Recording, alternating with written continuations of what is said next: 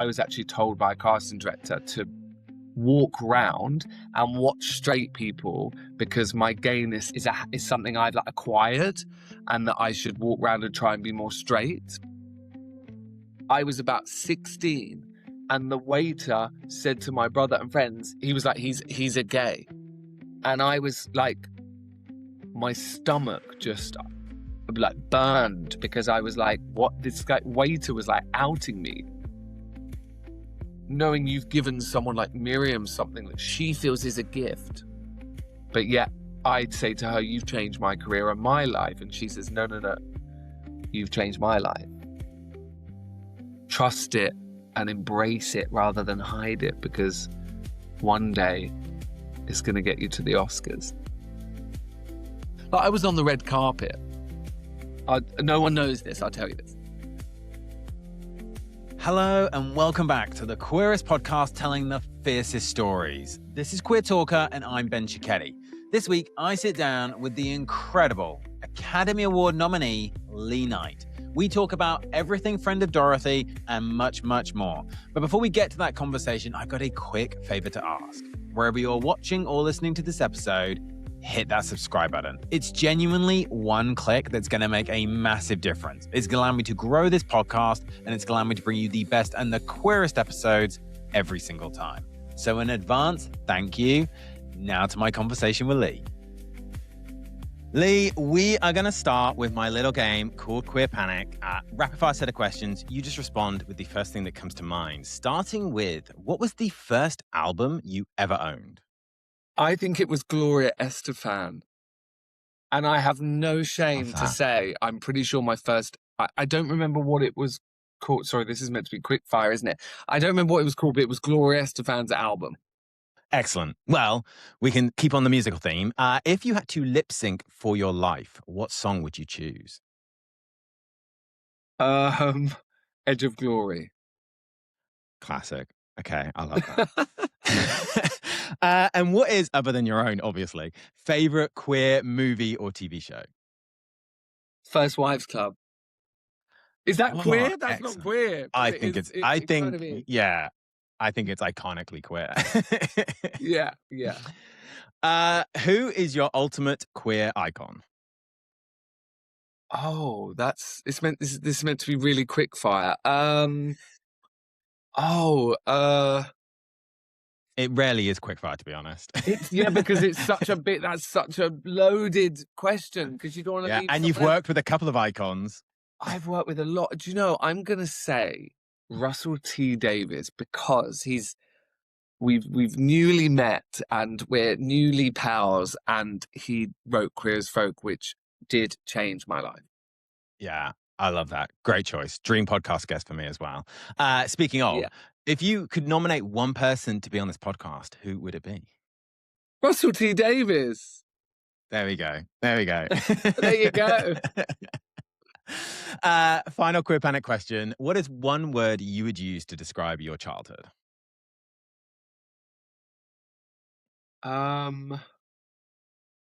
Eclectic. Eclectic. Okay. Yeah. That was my gut. That was my gut response. Because eclectic. Okay. Well, let's explore that, because as listeners know, I have this theory that to understand an LGBTQ plus person as an adult, you first have to understand them as a young person. So you say eclectic. What should I know about you as a child or a teenager to understand the Lee that sits in front of me today?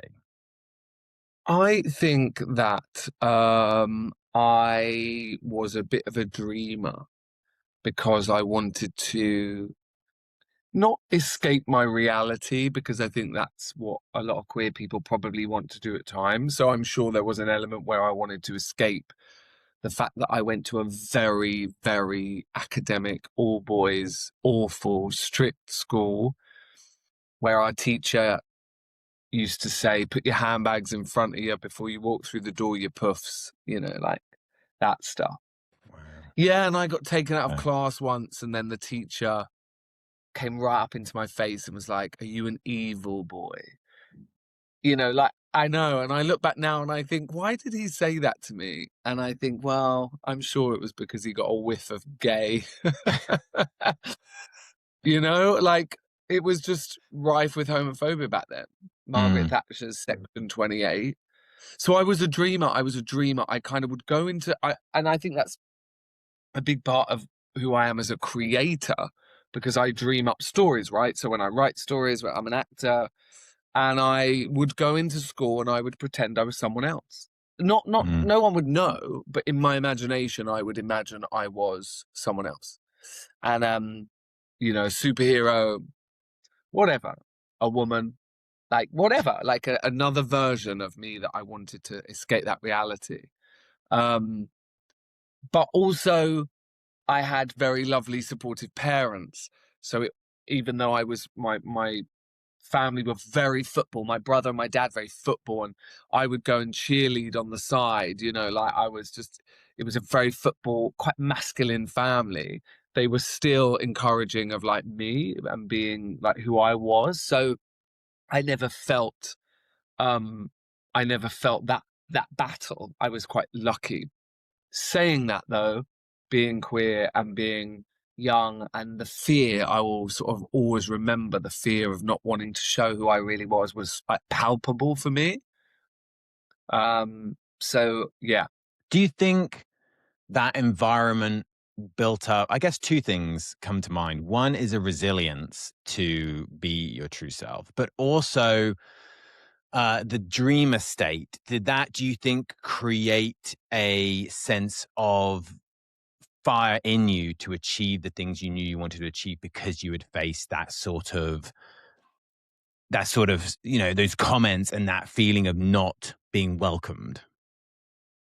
Yeah, I absolutely. I think now in my professional life, I'm tired of. I'm tired of being overlooked as I was when I was younger.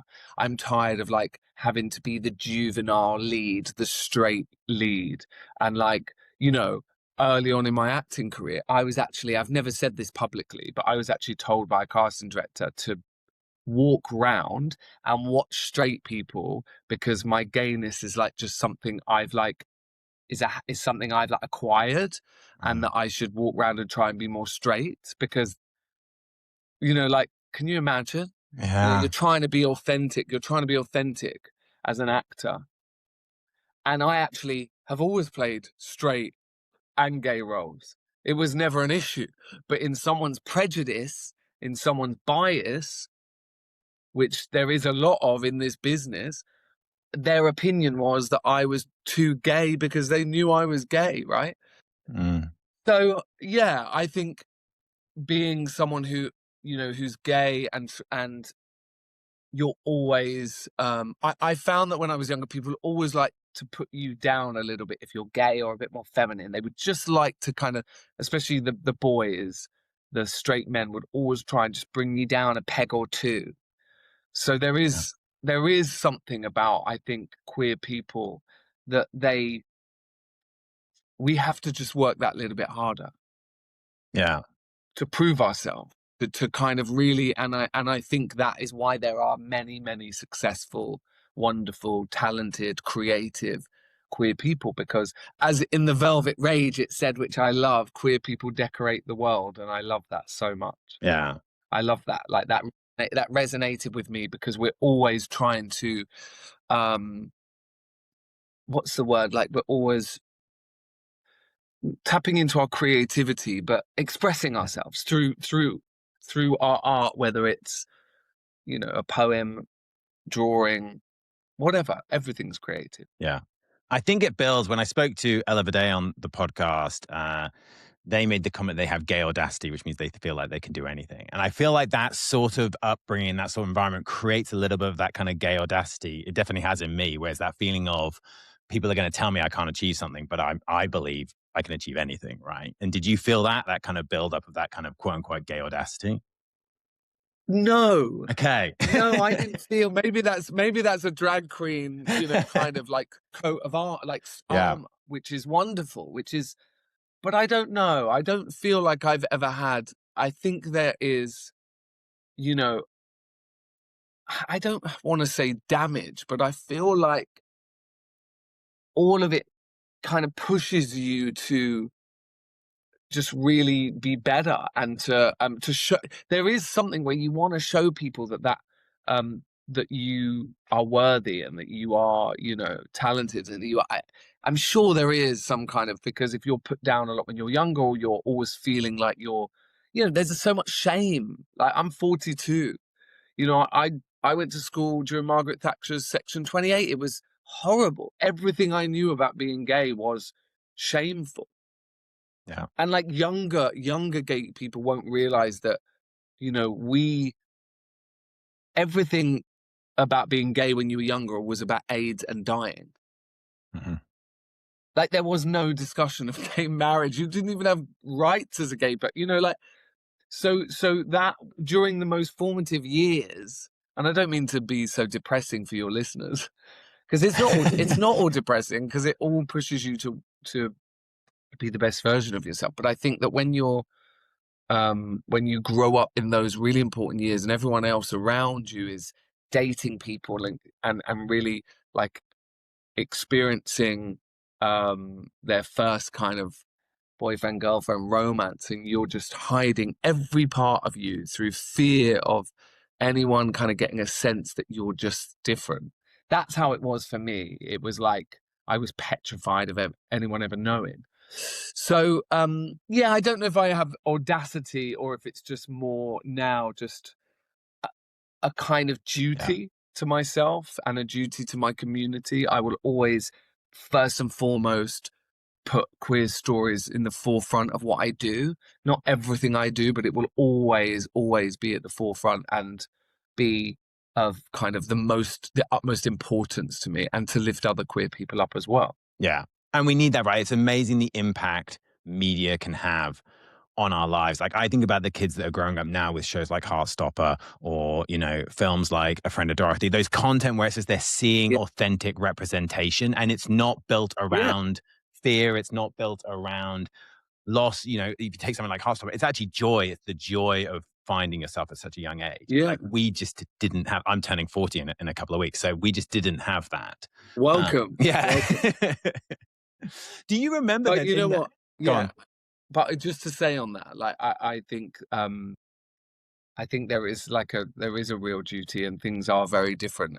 But like, I have, this is ridiculous, right? But I haven't watched Heartstopper because I think I would find it too difficult, because I know how, I think because I'm so happy that is things, times have changed.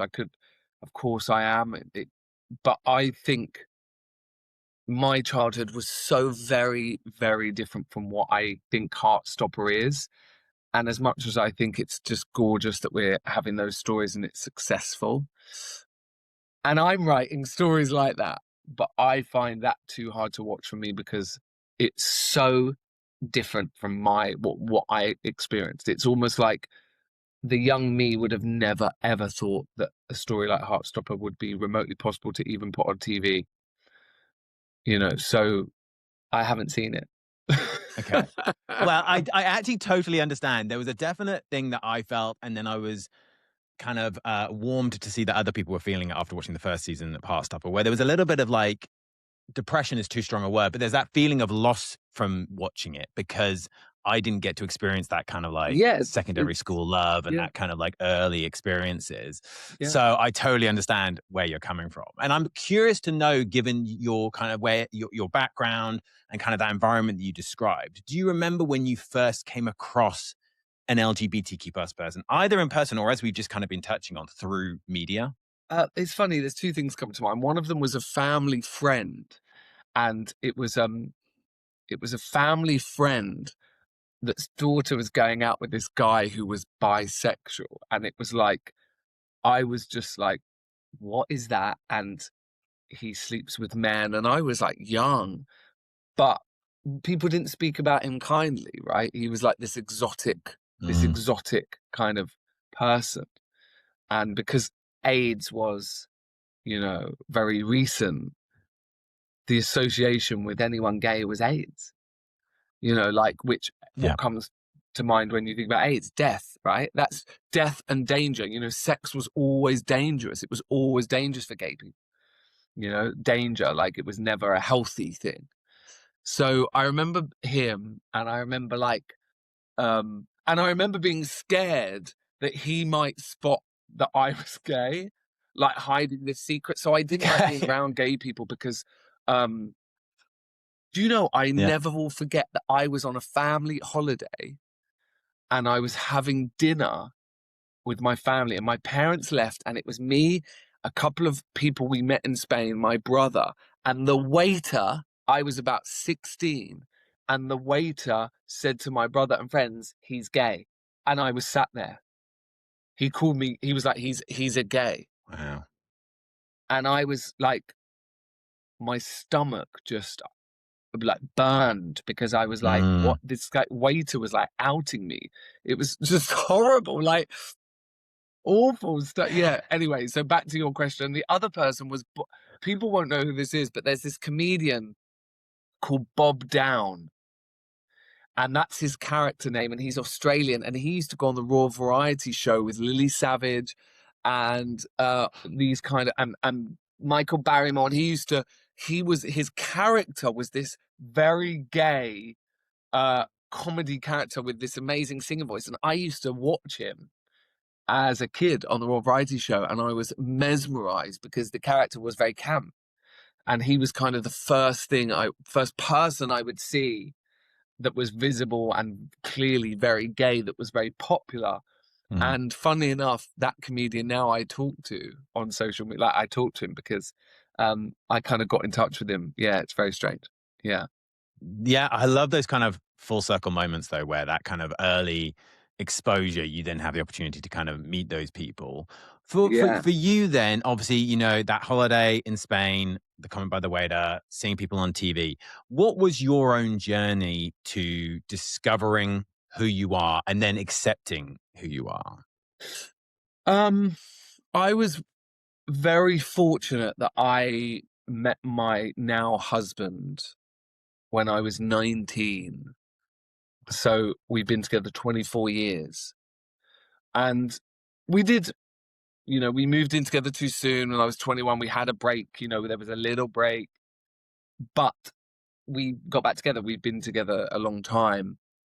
And I met him on a voiceover job for a sex education CD-ROM for schools. Wow. I was, Everyone Googles CD-ROM now. yeah, CD-ROM, right? And I was deeply, deeply in the closet. And I just met him, and I was very scared because I was in the closet. I'd never had any experiences, any gay experiences at that age, like none. I would have been too frightened.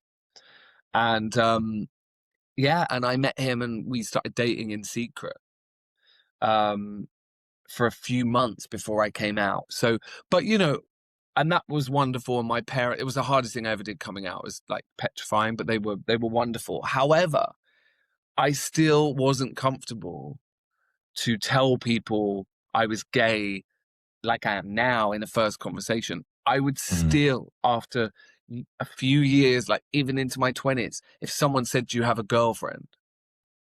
I would never go, "No, I have a boyfriend." I still had an Yeah. ingrained kind of homophobia in a way. You just sort of like, it just wasn't easy to just suddenly be, yeah. And I'm sure that's different for everyone. And I'm sure some younger listeners might not understand that. But when you grow up in a certain very masculine environment, or, where for all your years being gay is just negative, negative, negative, it's very hard to suddenly go, "Oh, I'm in a a healthy relationship. I'm gay," and you're going to be proud of it. Actually, I still was going through a process of like fashion, like who was I, like what should I wear, what was my identity, like Yeah. where's my confidence. And it's taken, I think it takes time. And then I went to drama school at 24, and that is when I finally was like, this is me, this is who I am, and I'm doing what I love, and I'm in my happy place. And so I would say drama school was where I really found my, as someone said to me once, your thrownness. I love that, your Mm. thrownness, where you're really just like where you should be. Yeah. What do you think it was about that environment? Because I'm often fascinated by how people find their authentic self, but then also are able to be their authentic self in everything they do. And it often is an environment. For me, I moved to Canada when I was 19 and spent a few years there. And I think for me, it was taking myself out of my normal environment into a new environment. And that allowed me to kind of like almost just switch almost instantly to who I knew I truly was. So what do you think it was about that that allowed you to find your authentic self and then bring that authenticity to everything? I think I'd always wanted to be an actor. I think if I look back at my childhood, like I did. Do you remember a TV show called Grange Hill? Yes. So I was like when I was young, when I was like 11, I was an extra. But in those days, you were contracted, so you auditioned and you became a because you were young, you became a regular extra. So I did 2 years of Amazing. Grange Hill.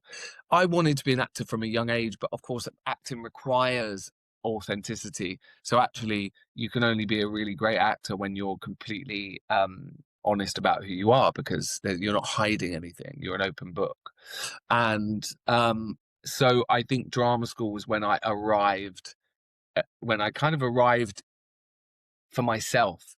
And I think everyone felt that. I think my teachers felt that. I was just fully able to accept who I was and just dive in. I auditioned for drama school a couple of years, didn't get in. Most people do the same. They don't get in straight away. So when I got in, it was the right time. I think I then knew what it required of me, which was to bring 100% of myself Yeah. emotionally and in confidence. And I kind of never looked back in a sense. Yeah. I mean, I'm desperate to talk about A Friend of Dorothy. I've watched it multiple Mhm. times and I literally watched it like 10 minutes before or 15 minutes before we start Oh, recording. thank you. But before Thank we get to you. that, I am curious about your career journey leading up to that. Because you obviously mentioned Grange Hill, you obviously mentioned drama school. What was your Mhm. journey to A Friend of Dorothy? Bumpy. It Okay. was bumpy as hell. I graduated from drama school at 27, which is sort of like it's a perfect age, but some people think, drama schools, the ages changed when they stopped funding second degrees. So Mm, drama schools used to be you go at any age, but now they're getting younger. But it was the perfect age for me.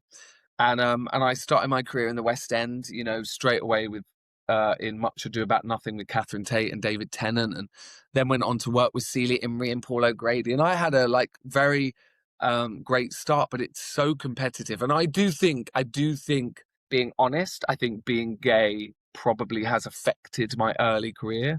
I yeah. definitely was going up for roles that what you would call your juvenile lead. And I definitely think that being gay was probably just at those times, just for the roles I was going up for. If I was going up Yeah. for quirkier roles, it might have been different. But when you're going up for the lead, juvenile lead, as they called it, you know, it's very specific.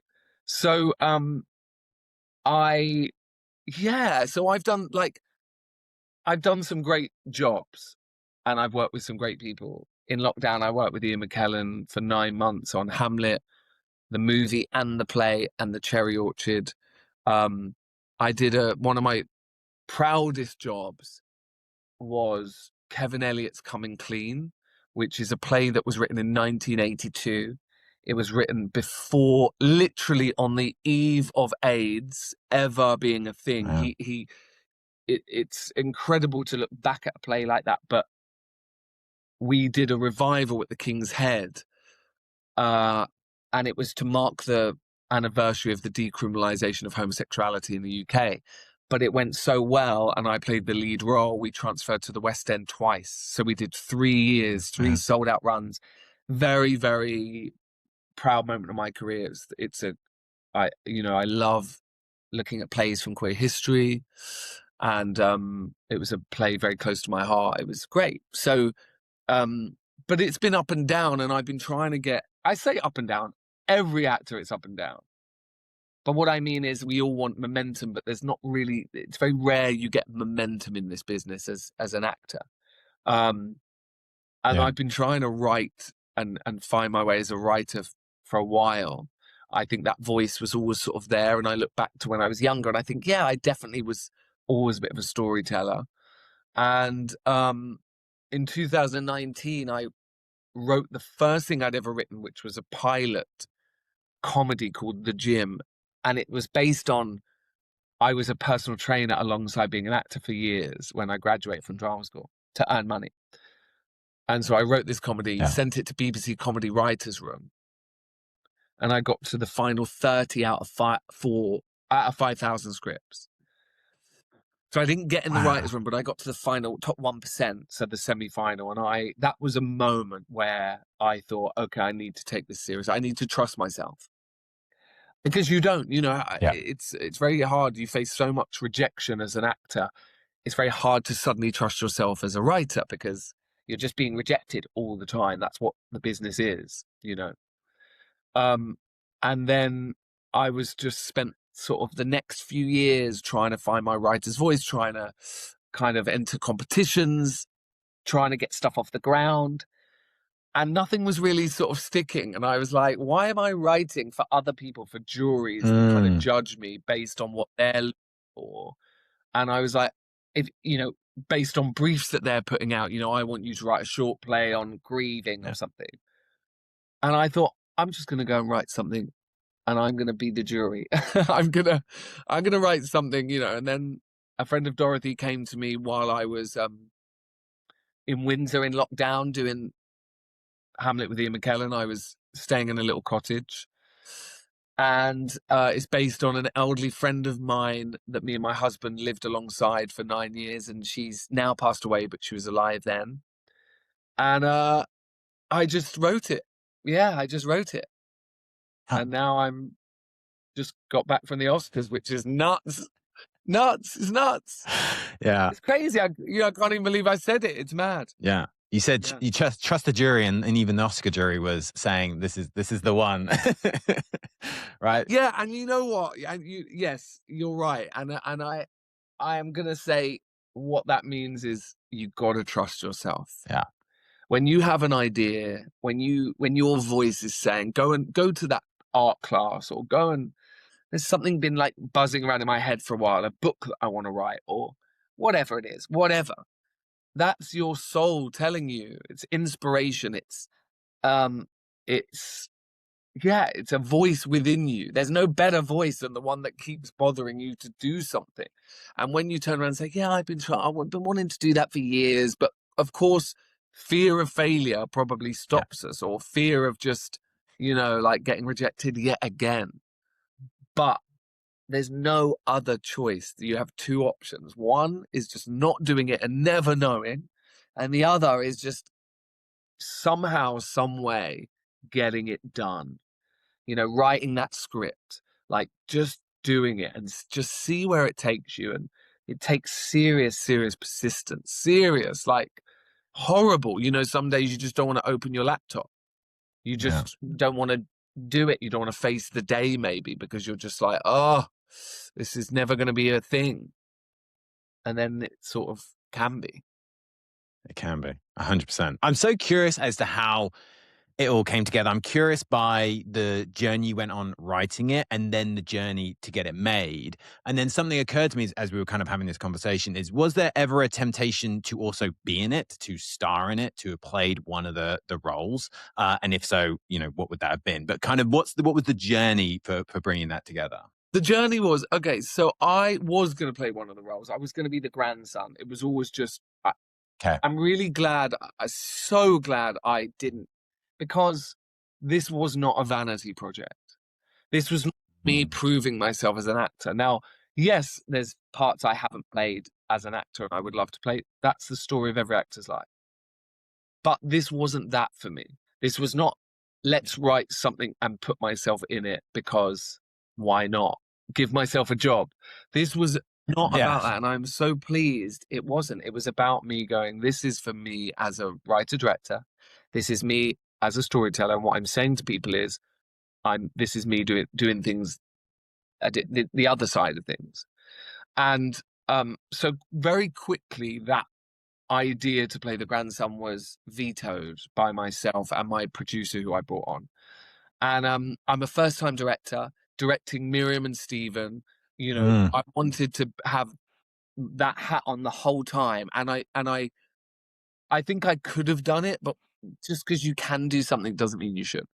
It's got to be the best for the story and the best for the project for everybody. Because when you're shooting for 4 days, everyone's looking for you as a director, and it's intense. So I didn't want to blur any lines, and I'm so pleased that I don't have to look at my face every time I watch that film.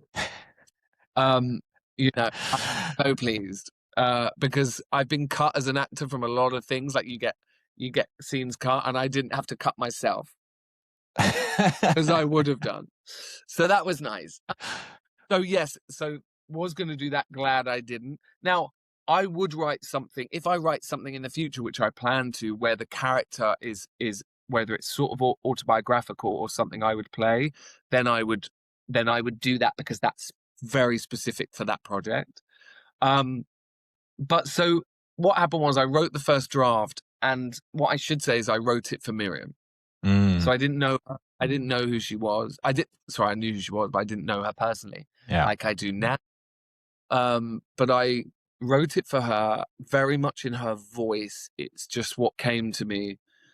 I also have realized through this process that I remembered that I did used to think, after watching her in interviews, I used to think there's something we don't see. I used to think she's so empathetic and so curious about people and so outspoken. But I thought to myself, I don't think we've seen quite what she's capable of. It was just something I sensed, and I meant that as an actor. And it turned out whether I was right that we've seen it or not, I don't know. But it turned out that, it kind of, the job I wanted to achieve was done for her as well, because when we filmed, she said no one's ever done anything or written anything or made me do something like this. Wow. Yeah, it's been quite profound. Like there was a lot of tears. We're now very close. It's been a kind of breathtaking journey, really. So I wrote it for her, and then I actually got the script to her, and she was so blown away by it that she said she'd do it. But it was a first draft, so it was nowhere near. I didn't have any money. I just said I've written this script. But then the catalyst changed when I did a few days filming on a Disney series called The Stolen Girl, and I was a very small role, and I met a producer on it who we just got on really well.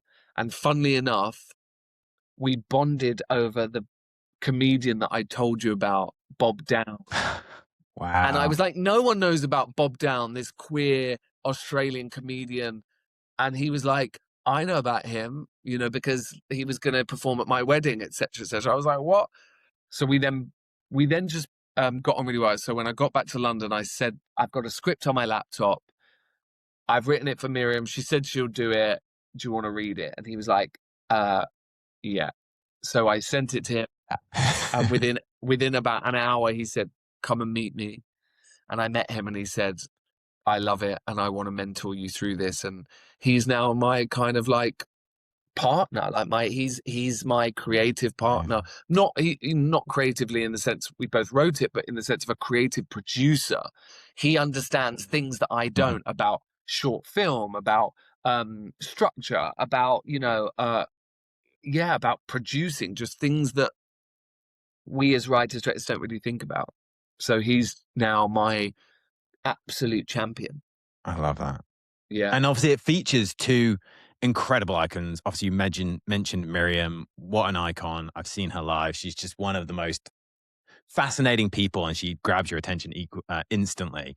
But obviously also Stephen Fry. What was it like working with those two individuals, two queer icons, and kind of, I guess, sitting behind the camera and just seeing your words that you wrote down coming to life out of their mouths? That must have been for me, it'd be such a surreal moment. It's surreal. It's all quite surreal, and the whirlwind I've been on.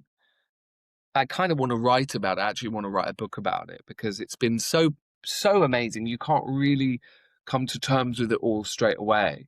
because you're on a roller coaster, because once you get Miriam attached and then she signs, as in you book her, Yeah. then you're raising money and building your team, and then Stephen Fry comes on board, and you don't get, like, today. So as I said to you, I've just landed back in the UK last night.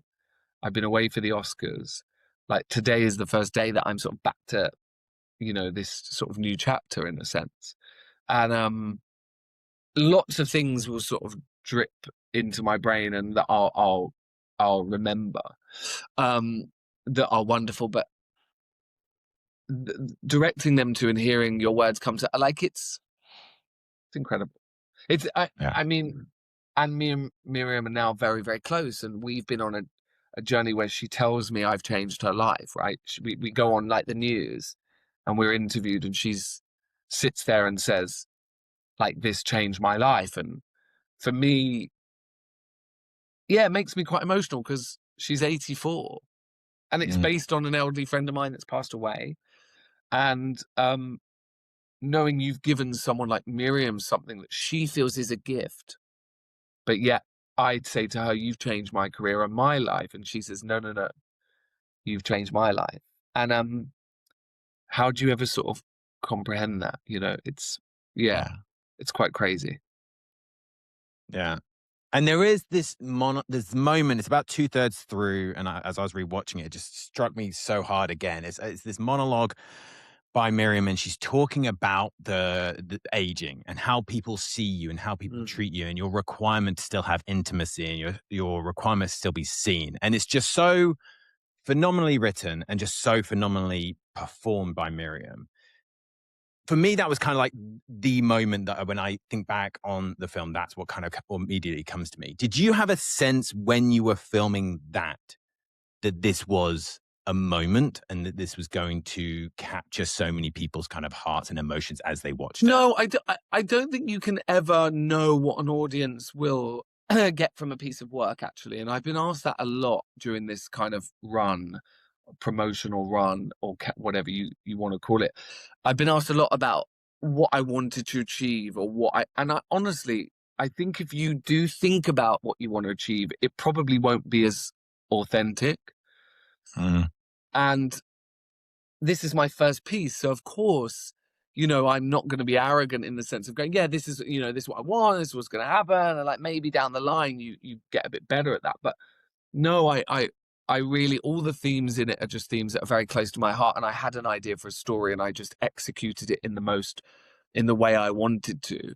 And you can never know what an actor's going to do with your lines, and you never know what an audience is going to take from it. You have to just put it out there, go and sit in the auditorium, which I have now around the world, like many different countries, sitting in cinemas, gauging what an audience's responses are. That's where you're told just what the work means. You don't know until then. It's quite amazing how the audience will just tell you, and every audience is different. But I think the reason why this has been so successful is because the themes are so universal, you know. But yeah, I think as a creative, you never know, and if you do know, you've got to be careful, because you Yeah. then could move into territory of trying to affect an audience. So really, when Miriam did that, it was the last scene of a day, and she was very, very nervous. And Mm. I heard she was nervous, so I went in her dressing room, and I said, I pulled up a chair, and I said, someone said you were a little bit nervous, and she said, yeah, I am, because I don't know it. And I said to her, why do you need to know it? And she said, well, I've got to say the words. I was like, yeah, but I'm here, and I've written this for you, and it's in your voice, and we've been collaborating since before we met. I said, so we're going to go in that room, and we're going to continue collaborating. And I said, do you trust me? And she was like, yeah. And she was so nervous. So we went in the room. I got rid of Yeah. all the crew. So I closed the set, and then I sat by her feet, and I had a little monitor, and I had a little script. And I said, when you need a line, just pause, stay in it. I want you to enjoy this. And I said, and I'm going to guide you. If you need a line, I'm just going to give you it very gently. And I want you not to rush, just hear my voice and then deliver it. And we had this beautiful, she did it twice all the way through, just twice. And because she's such a great actor, she only needed to hear my voice. And then what you see, and if you watch the film, you can see moments in that monologue where the thought drops in. And what I mean by that is she either hears my voice or she remembers a line, and that is what you call an actor at work. She is just like the authenticity of the thought dropping in. And then she, in the moment, like we do as humans, she just says it. And it's so pure. It's amazing. And the fact that that's out there forever, that level of work is just amazes me when I think that's going to be out there for the rest of time, because it really is like exquisite work from her. Yeah. It's incredible. I think a lot about that. You know, certain people get the opportunity to leave something that will outlast them by hopefully a long time. And that's what something like that really will. Because it feels so special. I watched it when it first came out on Disney Plus, and then I watched it again. I remember then it dropped. Attitude had it available on their YouTube channel for a while. So I watched it again before this. And every time I watch it, it's, again, because it's such a short piece, you would think it wouldn't be something I could just watch over and over again. But I genuinely can just watch it over and over again. I feel like I notice different things every time and I take something else from it. Was there a moment for you? You said you kind of didn't know in the moment how special it was going to be. And maybe that was a good thing that you didn't realize how special it was going to be. Was there a moment when you suddenly realized, oh, this is something incredibly special because the audience is reacting so amazingly to it? Well, let me just go. I did know it was going to be special, I think. I think it'd be wrong for me to sort of say I didn't think it was going to be special, but I think as a first-time filmmaker, not having been through the process of editing, the process, I was excited, and my instinct, I knew we had a solid script because I knew Miriam and Stephen would not have touched it. I knew that the crew we got wouldn't have touched it. So, like, I knew that we wouldn't have got it funded. And when I say funded, just to clarify, the funding was all private. I raised most of the money, me and my team. And there was no funding from like bodies. It was all asking for it and getting it. Like, I did it, and I'm proud to say that. It's hard, but people might think it's a Disney film or studio-backed film. It's not. It's an independent, fully self-funded. And I forgot your question now. Oh yeah, so I knew it was going to be special. I knew it was going to be special when I was watching the rushes, when I was watching the monitor, because I'm an actor and I trust my instinct and I trust my gut. And now the journey I've been on, I trust myself much more than I did at the beginning of this journey, which is wonderful because why not? As a creative, I'm not saying I'm going to write another script and not think, oh God, that line's terrible. But trusting yourself as an actor is the most important thing. You have to have confidence and trust your choices. Might not be the choice the director wants, but you've got to trust your choices. You have to dive in. You have to trust yourself and be confident, because there's no one wants to watch an actor that is holding back from you. So what's great now about my journey is what I do next is that I go, okay, well, I did okay on my first project. I can trust my voice. I can trust my gut. And I was watching Alistair, who plays JJ, and Miriam, and I would watch the monitor and then just look at my producer and kind of go, oh my God, like, are you seeing what I'm seeing? Really, like, that's what was happening on set. I was, and everyone would laugh at me because I'd be so active on the monitor. I'd be like, they were doing the take, and I would turn to my producer and I'd say, this is the take. This is, I've given him another note. Wait, this is, and he'd be like, no, that was good. I'm like, no, trust me, this is the one. And I'd be there, like, right in the monitor, like, with them, so like vocal and excited. Like after a take, I remember Miriam nailed this scene and I shouted cut and then was like, I fucking love you, Miriam. Like, it was just so joyful.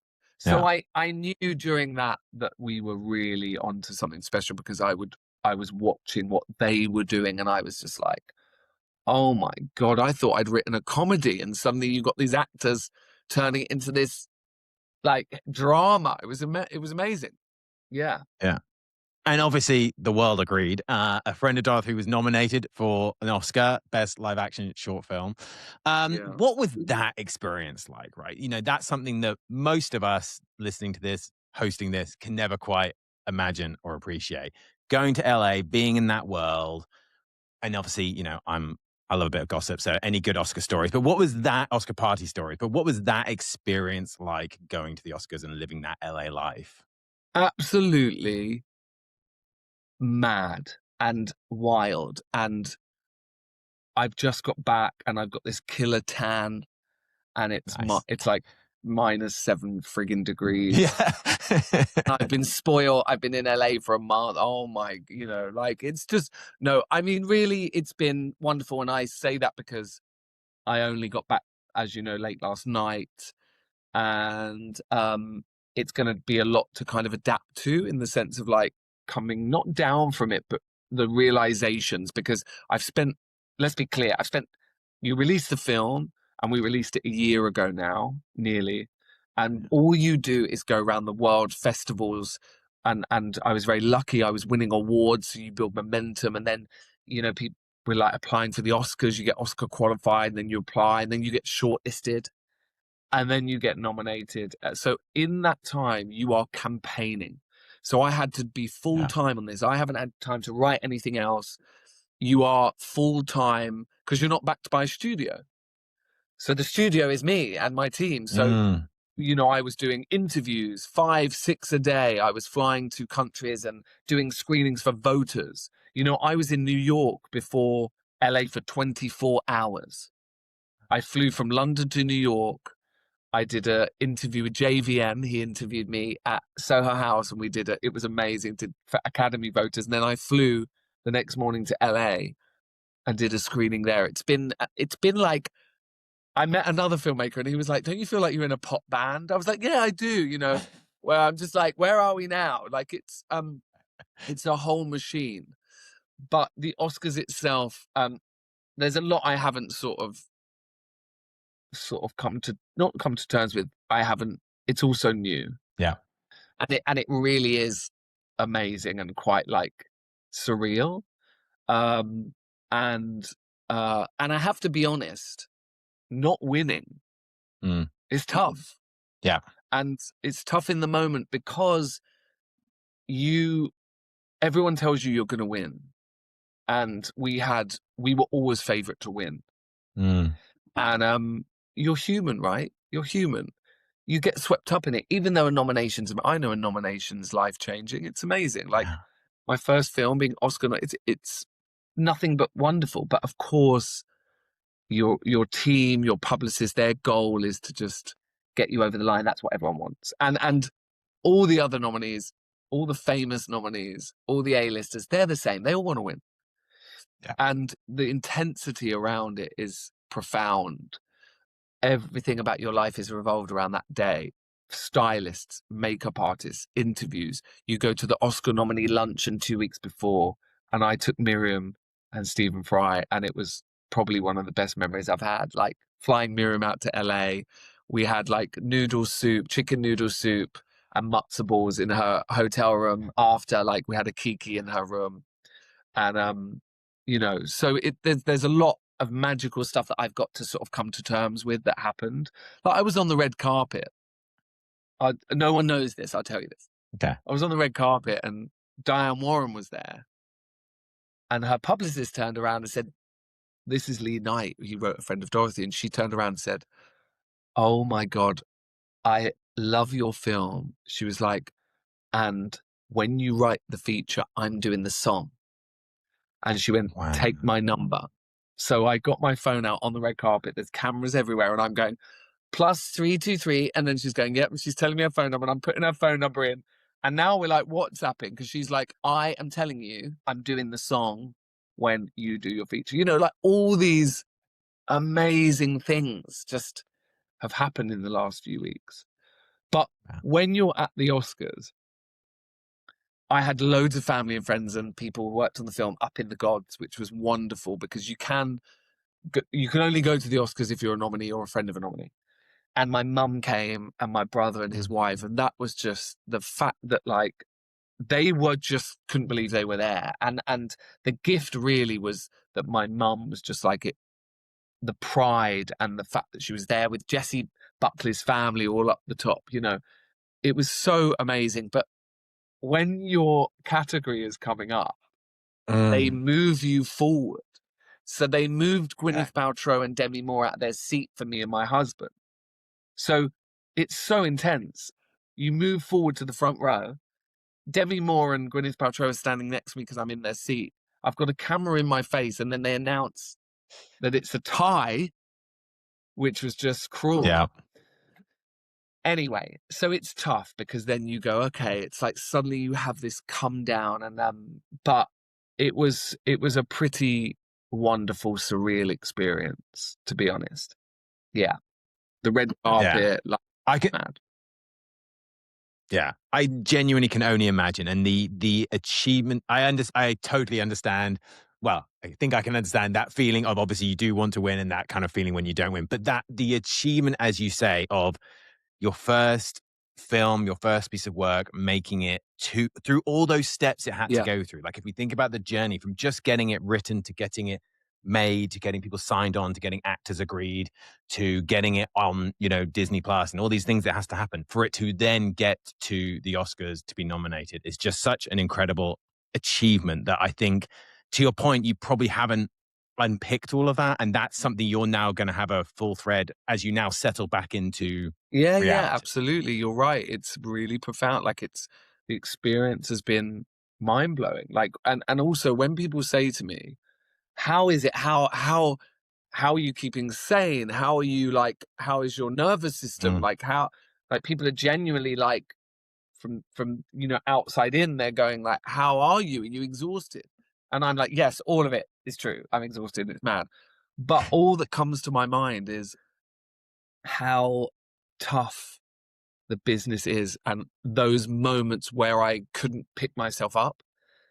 And it's really important for people to know that, because I think when people achieve something and when they're successful, it looks to other people like, I think people can put people on a bit of a pedestal and think, wow, they just must be like brilliant.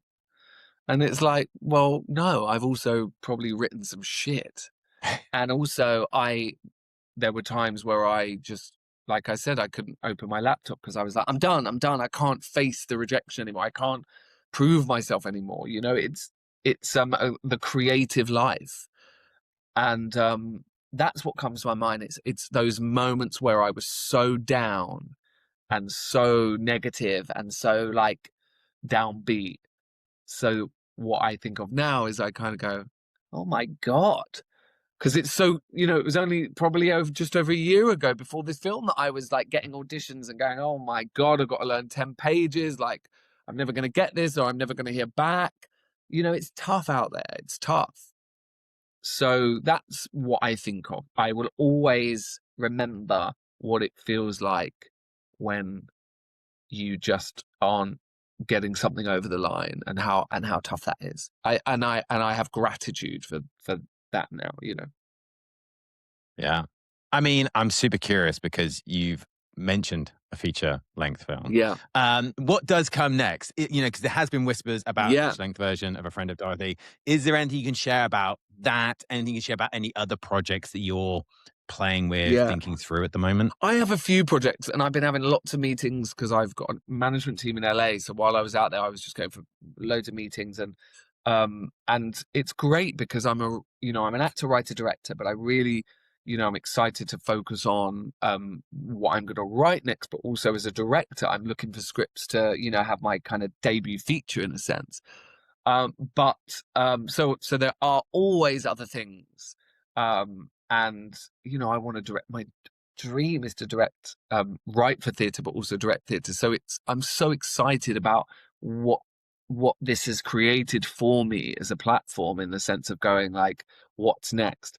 But with regards to the feature, 100%, I never wrote it with that in mind. I never wrote it as a proof of concept. It's almost like, again, you have the audience decide. the audience decide. And if you've got to the Oscars because audiences around the world going, see this film, well, that says something. And the feature, if people have seen the short, they'll see that I very much play with time and I condense time in a very specific way. How I put it is, well, all I'm going to do is like unravel that and then like extend it because I've condensed time. And what that means is I now can go delve much more into their lives, which I don't have time for in a short. You literally just see them in one moment in time. So now I can I'm so excited because I haven't had time to write. And now, after our conversation, I'm about to hibernate to write the feature, which all my team sort of know I'm doing. I'm literally like, I'm hibernating and I'm gonna write the feature. So I'm so excited. That's amazing. We can't wait. That is incredibly exciting. And you mentioned it for people who haven't seen the short film. Anyone who hasn't seen the short film, it is worth the Disney Plus subscription. It's worth wherever you want to pick it up. It's totally worth checking out. Final question. Yes. Because we began this conversation talking about you as a young person. If you could give your younger self one piece of advice, what would it be? And would it be different if I said, what advice would you just give to a young LGBTQ plus person today? This probably makes people emotional, this question, doesn't it? Occasionally. Normally it makes me emotional, Yeah. and I have to hold it together. It makes me emotional. I'm sort of just checking. I'm just making myself not get emotional. I think I would say to myself all those crazy stories and things and jokes and things and quirks in your head and all those things you want to wear and all those things are just you expressing yourself and trust it and embrace it rather than hide it, because one day it's going to get you to the Oscars. Yeah. And what I would say to a young person is, your champions are out there. They are. And sometimes it feels like you're on your own. And I know, especially for the trans community at the moment, I know that it's a very difficult time. I mean, it breaks my heart, just reading the shit certain people that we know spew out. And actually, in my Oscar speech, if I would have won, I actually was gonna talk about the trans community and sort of say that, because the film is about connecting and it's about connection and feeling seen. It's about feeling seen and accepted for who we are, right? And I think that so I would say your champions are out there, your people are out there, and they're waiting to lift you up. And sometimes it feels like everyone's against you, but your champions are out there. You just have to sort of keep your head up and they'll appear, Yeah. You know what I mean? I do. I think that's amazing advice. And I think one of the things I've taken from this conversation is actually this idea of trusting your inner jury. Like you said it, I think so, kind of like in a kind of a throwaway way, but it's such an important thing, right? It's so easy to worry about how other people are going to judge you. It's so easy to spend your time trying to please other people who, for whatever reason, they are the ultimate decision makers. But actually, if you trust your inner jury, if you trust your inner thoughts, then it can take you to the Oscars. So I think that's an amazing. I've spent my life. I have spent my life worrying about what other people think. I don't anymore. Even as a creative, like you could say, well, if you're writing something you're caring about, I don't read reviews as an actor. I'm not saying I wouldn't be affected by them. I don't read them because I'd be affected by them, right? Yeah. We're all insecure in our own way, and none of us are like immune from that. But I spent my life worrying about what some, I don't want to swear again, but some absolute beep twat would think about me. Yeah. And I still do in ways, right? I still hate myself sometimes for worrying or caring what some, homophobic twat or whoever. And that's the one thing I would say if I could, where I'm now within my work and moving forward, and is just caring less about what people think. You can't live your life worrying about what other people think and trying to please people. You just have to trust yourself. You have to trust yourself. Yeah, I love that. Well, that's as good in any way to end the podcast. That's an incredible perspective to have, an incredible way of looking at the world. Look, Lee, I thank you so much for being on the podcast. It's been an incredible conversation. It was such a privilege when you said you would come on the podcast. It's been a privilege to talk to you, but it's also just such an incredible talent you have, ability you have to bring these stories to life. And as to your point, right where we started this conversation, how important it is that we do have queer films, queer TV shows for people like myself at my age, but of any age group, to kind of see themselves reflected. So I so appreciate you being on the podcast, but more than anything, I appreciate the work that you do and the content that you're going to continue to create for all of us. So kind. Thank you so much. It's been a pleasure. Thanks for having me.